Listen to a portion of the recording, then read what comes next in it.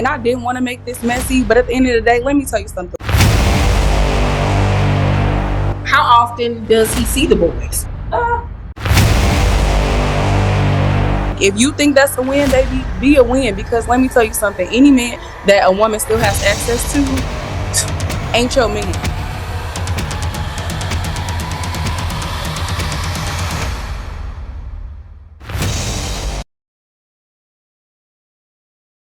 Hey T Squad, it's me Keisha, and I'm here with this week's All Tea All Shade Real Housewives of Beverly Hills season 14 episode 1 review. I know you just watched my trailer for my highly anticipated exclusive interview with Charlissa. It will be airing tomorrow at 7 p.m. Central Time. Charlissa is the baby mother to Newbie from the Real Housewives of Potomac, Jazzy's fiance. You know, Jazzy came underneath 2 of my videos and had a lot to say about content that I done on her relationship, and Charlissa had a lot to say. She wanted to tell her side of the story and get her truth out, and I allowed her the platform to do so. So please make sure you guys tune in tomorrow at 7 p.m. Central Time. We leave nothing on the table. She tells her truth, and I ask all of the questions you guys want answered.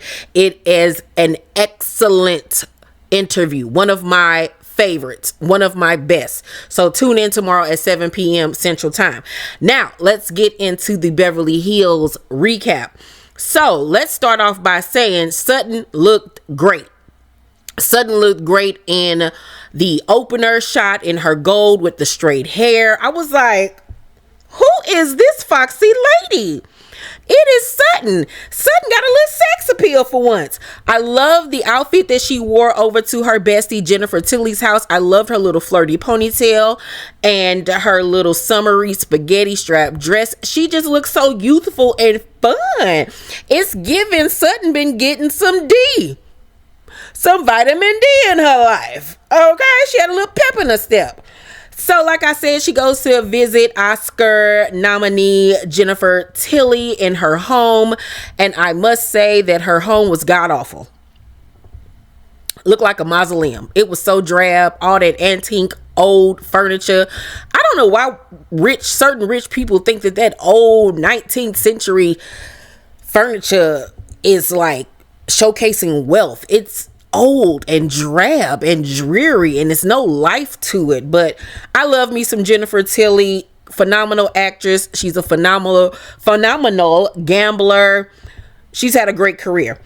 Sutton tells Jennifer that she wants to take the ladies to Spain, and I was like, we already talking about the cash trip already? First episode? That's a new one here. Okay.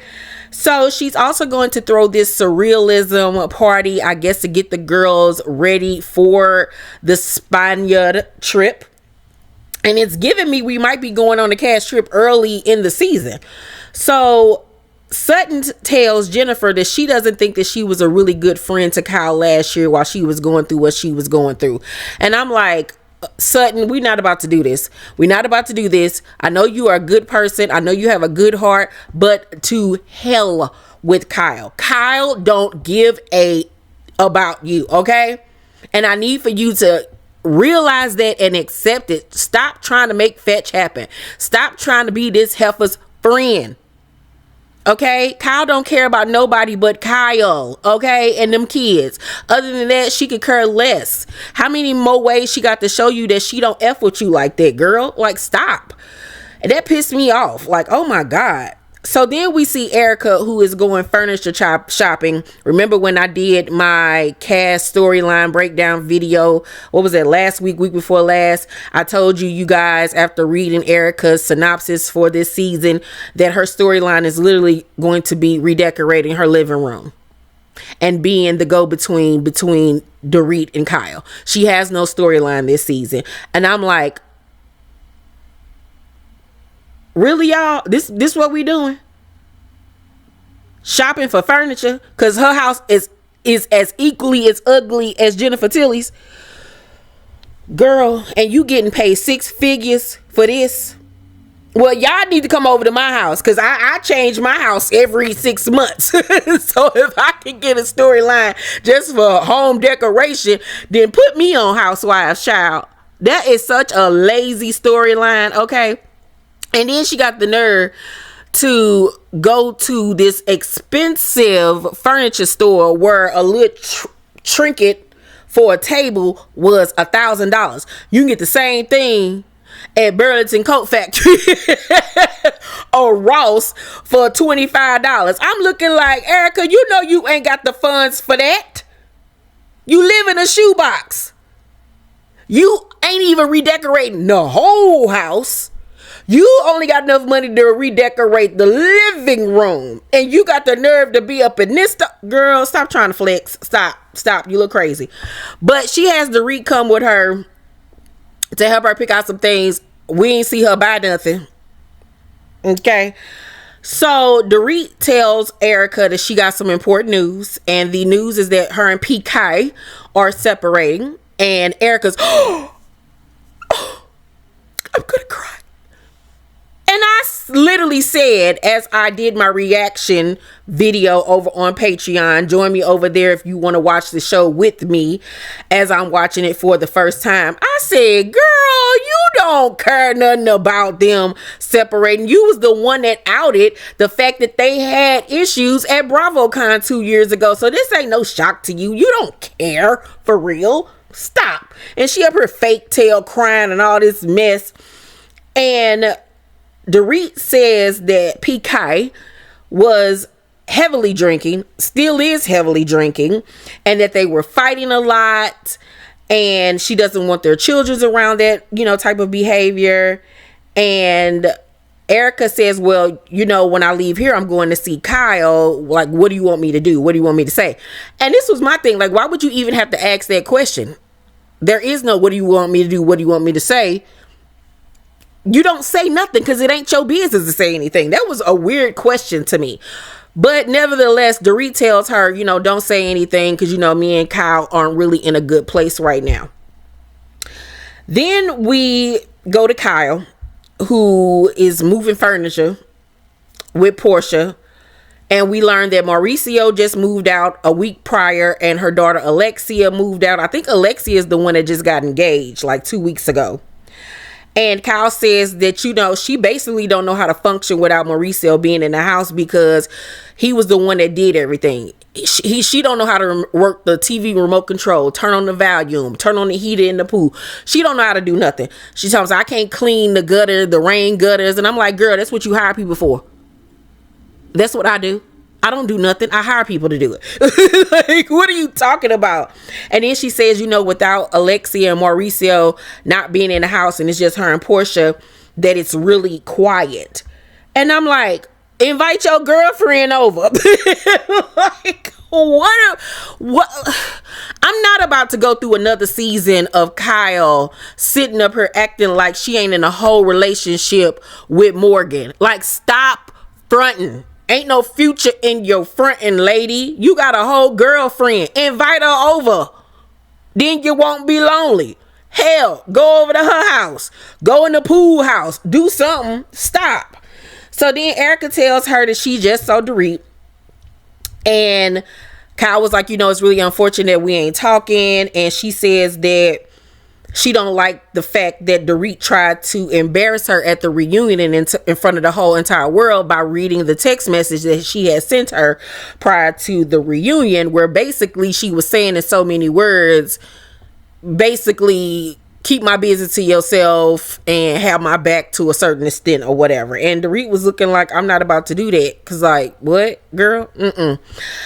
Then we switch back to when Dorit and Erika was together, and Dorit tells Erika that she feels like Kyle isolated her, and it was when it was the 2022 reunion where she says that she feels like it started then, where she felt like Kyle pushed her to the side when she didn't have her back at the reunion, and she felt like she was having more of Kathy's back.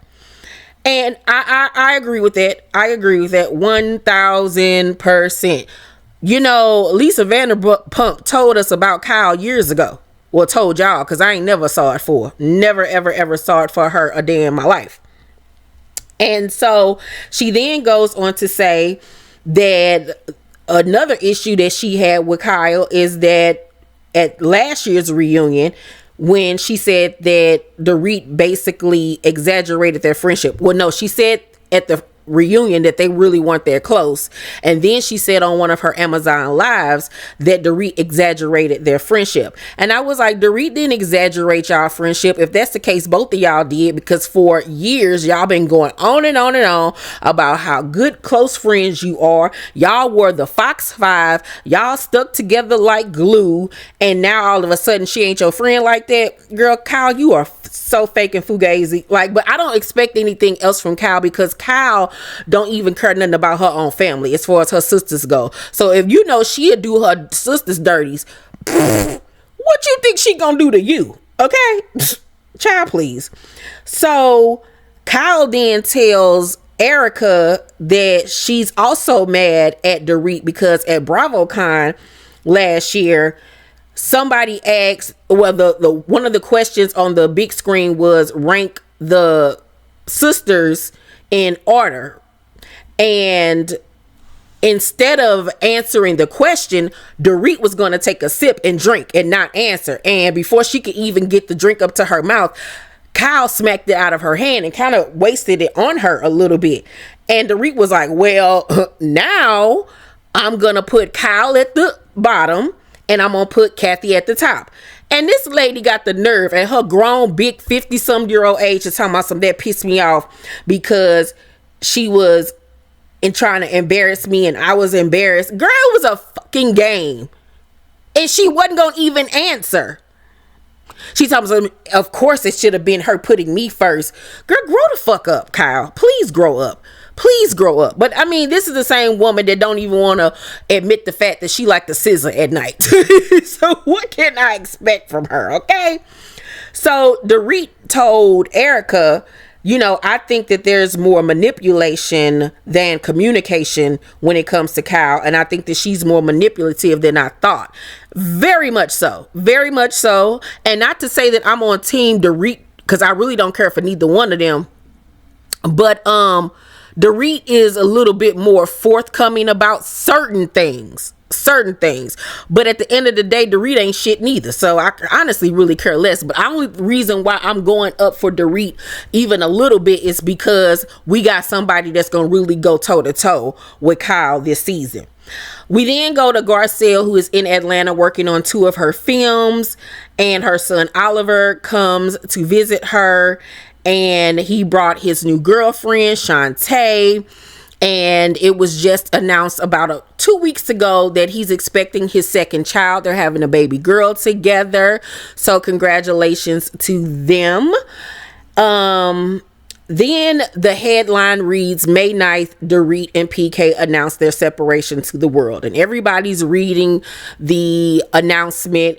Child, it had me cackling when Garcelle was on set reading it with Oliver. And she comes on, of course it's Dorit, it's long and winded.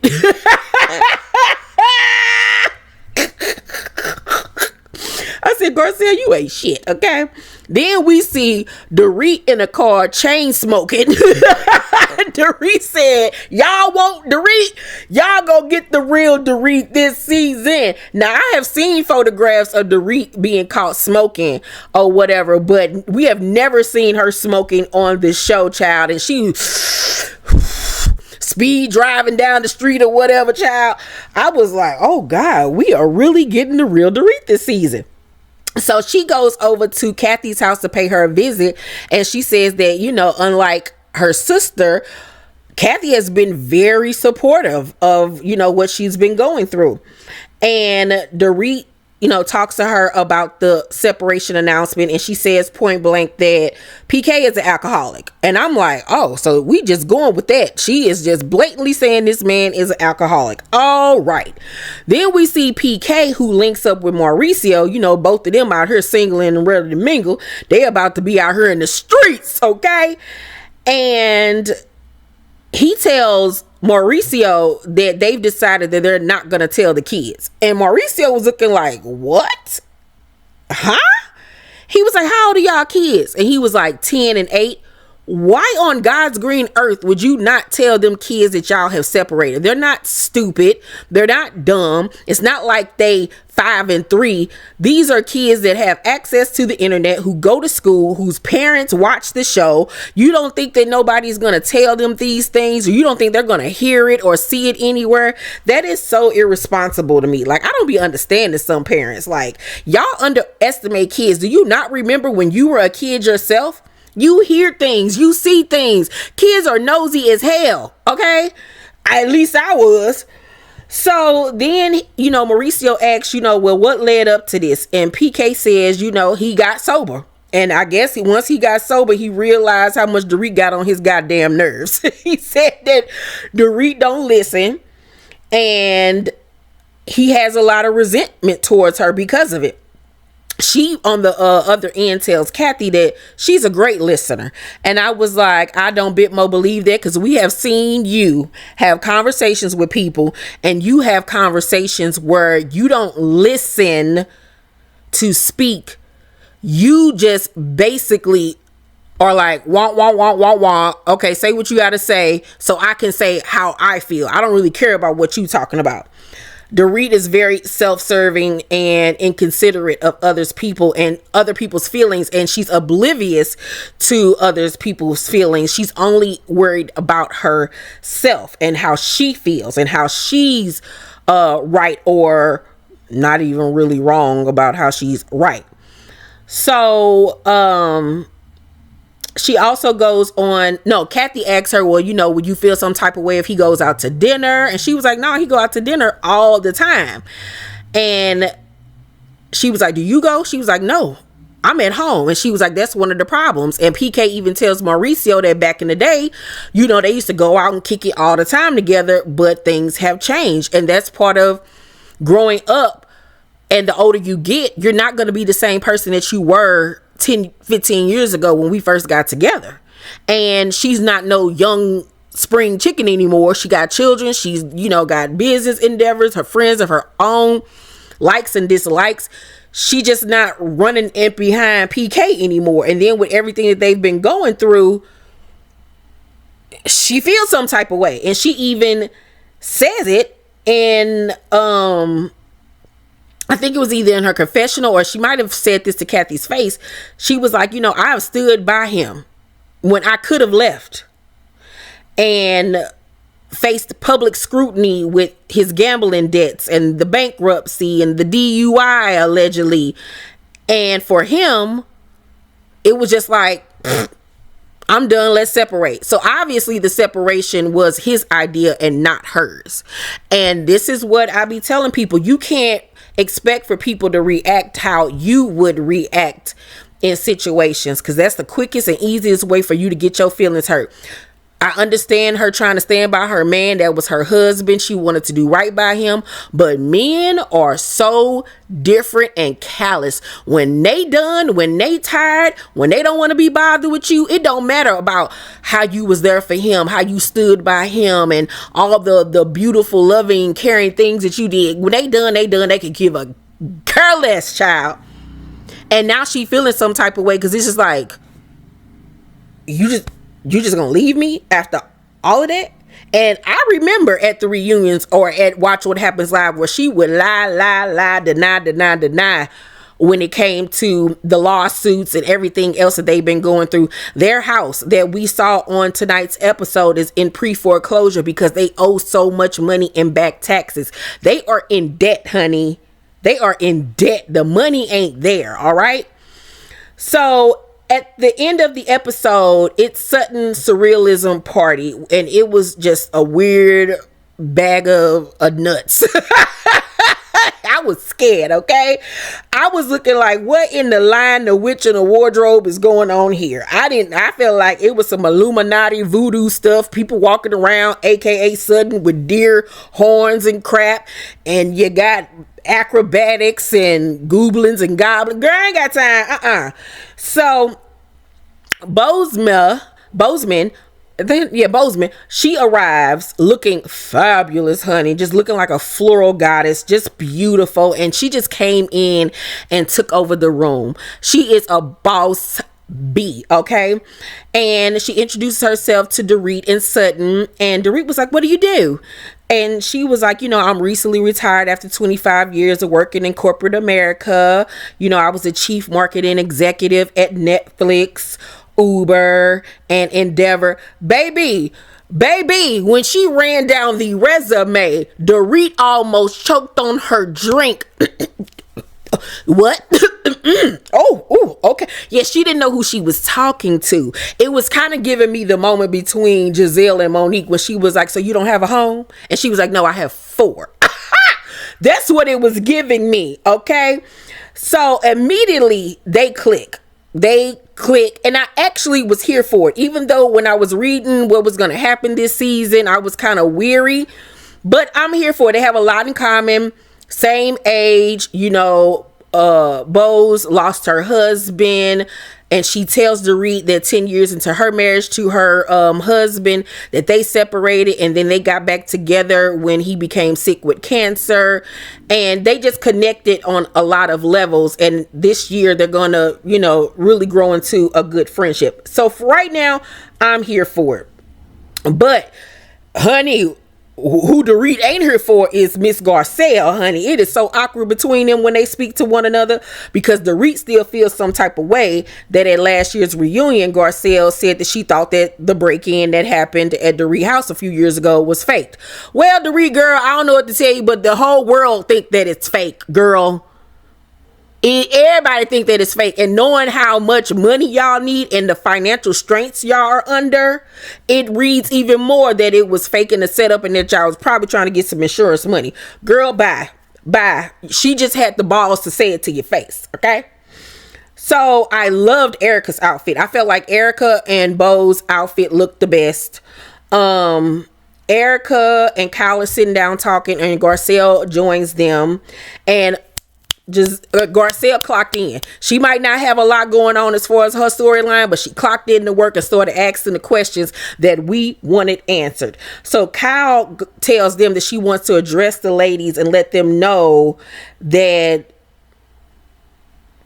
what's going on with the Morgan situation, but she refuses to say Morgan's name. And like Garcelle said in her confession, it's a little bit too late for you not to say her name, girl. We already know. Like, what? That was so stupid. And this is why I don't like Kyle, because she just is dumb as hell to me. So Kyle says that they're not together and that the media caused a lot of stress in her life. Girl, it wasn't the media, it was y'all.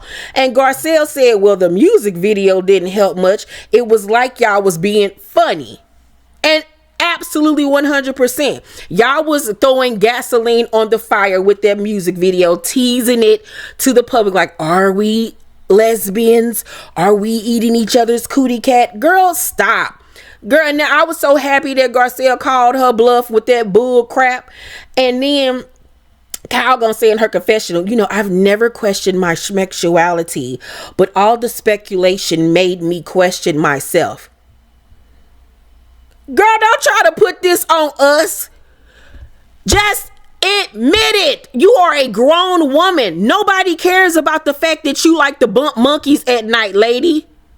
Nobody. So stop trying to put it off on everybody else. It's all right. Nobody cares. And then you even went as far as to say that you talked about it to your children because you didn't want them to be embarrassed and that they support you. So if you got the support of your family, your daughters, why are you still teeter-totting around the truth, girl? Oh, she is so...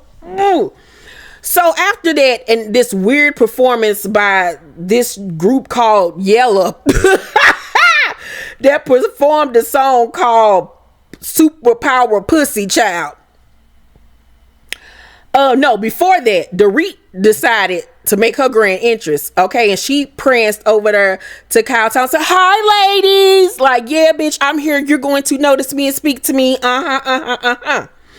So Bose and Sutton and the other friend of the girl that's a friend of this season, they come over and sit down, and it's hella awkward. And Kyle whispers to Garcelle, she won't even glance at me. She won't even look at me. Please don't leave. Please don't leave. Child, Kathy arrives to the party, child, not even participating in the theme. She came in a regular old Kathy Hilton dress. This lady wasn't even at 5 minutes talking, so I'm hot. Oh my God, I'm hot. And get to pulling out her tracks.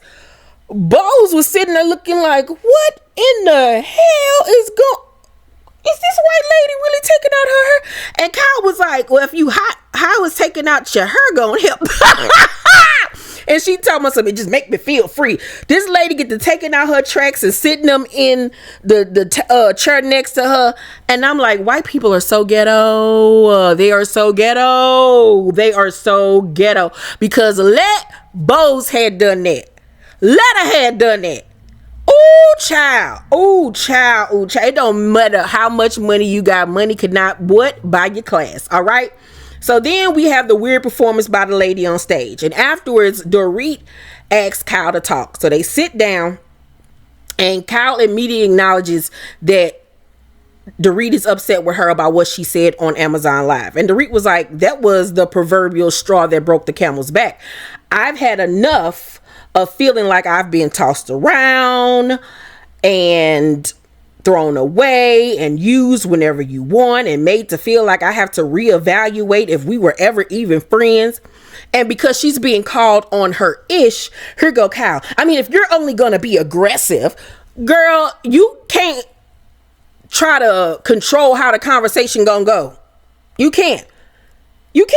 Now, was she being very firm? Yes, but she wasn't yelling or cursing you out or anything. So Kyle says, I'm gonna need you to listen. Bitch, fuck.